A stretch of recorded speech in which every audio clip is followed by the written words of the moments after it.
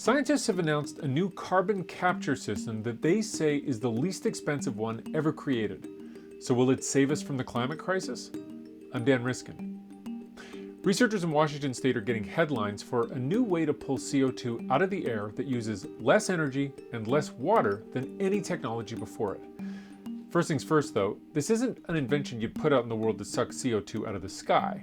This is technology that would go in a coal power plant to pull the CO2 out of the smoke before that smoke comes out of the stacks. And this technology works very well, pulling 97 to 99% of the CO2 out of the smoke before it gets released.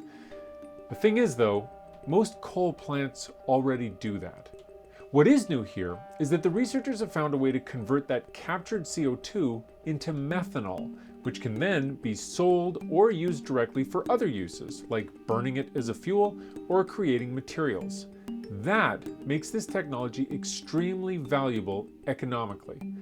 But fundamentally, one of the ultimate goals for carbon capture technology is to suck CO2 out of the air and put it in the ground. This technology doesn't really do that.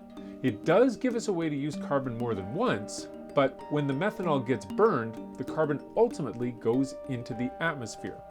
That's the big take home. Even with this technology, we're still taking CO2 out of fossil fuels and putting it in the sky. The only way out of the climate crisis is for that to stop happening altogether.